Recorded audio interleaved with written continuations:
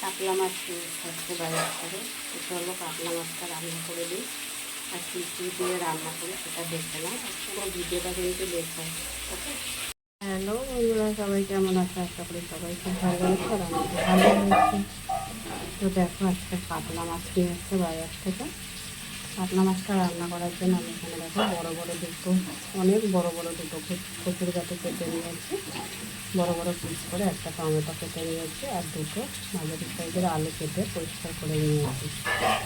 আর এখানে দেখো মাছে নুন হলুদ মাখাবো, মাখিয়ে রান্নাটা বসিয়ে দেবো। এদিকে তো কড়াই তেল দেওয়া, কড়া বসানো হয়ে গেছে গ্যাসে।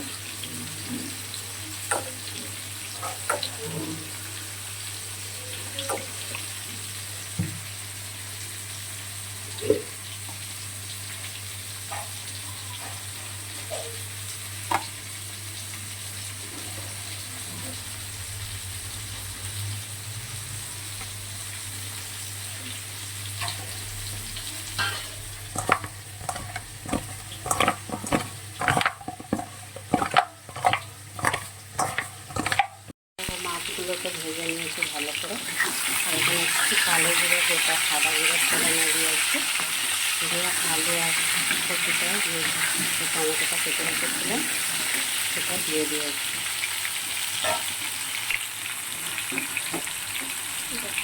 ভেজে নেব, স্বাদ মতন নুন দিয়ে দিচ্ছি।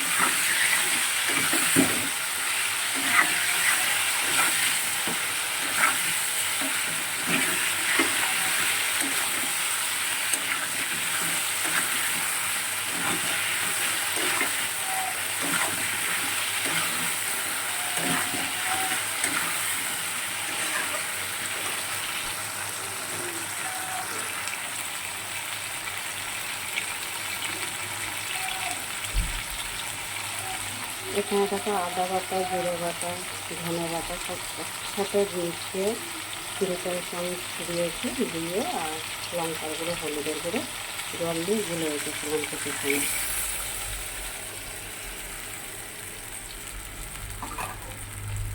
এবার এটা কিছু সময় হবে, হওয়ার পরে ভালো করে কষাবো। কষানোটা 5 থেকে 7 মিনিট কষাবো। তো চলো কষিয়ে নিই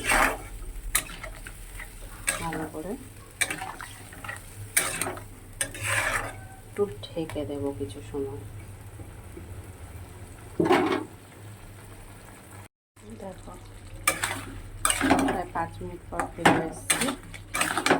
আলু আর কচুটা কিন্তু অনেকটাই সিদ্ধ হয়ে গেছে আর কষানোও প্রায় হয়ে এসছে।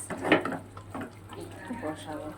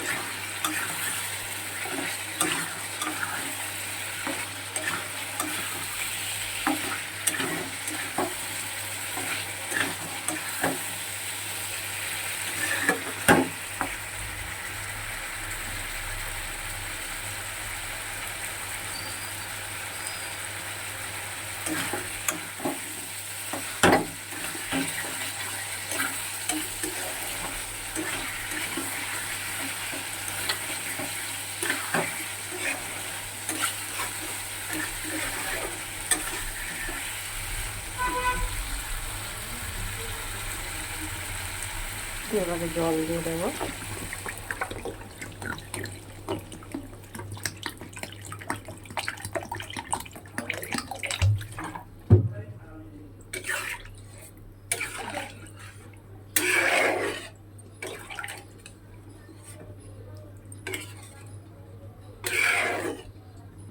একটু ফুটে উঠে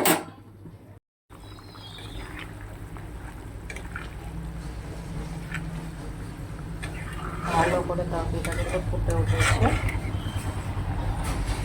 আলু কচু সব সিদ্ধ হয়ে গেছে। মাছটা দিয়ে দিচ্ছি, আরও 2 থেকে 3 মিনিট ফোটাবো ভালো করে, ফুটিয়ে তারপর নামিয়ে নেব। আর কিছু দেওয়ার মতন নেই। আর আজকে একটু দেখো তরকারিটা একটু পাতলা পাতলা মানে ঝোল ঝোল করেছি। আর প্রত্যেকটা সবজি দেখো গোটা আছে।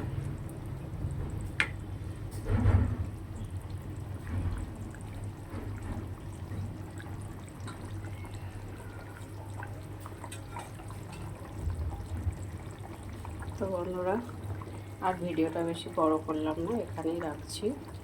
যারা আমার ইউটিউব চ্যানেলে দেখছো তারা একটা সাবস্ক্রাইব করে পাশে থেকো, আর যারা আমার ফেসবুকে দেখছো তাদেরকে অসংখ্য ধন্যবাদ।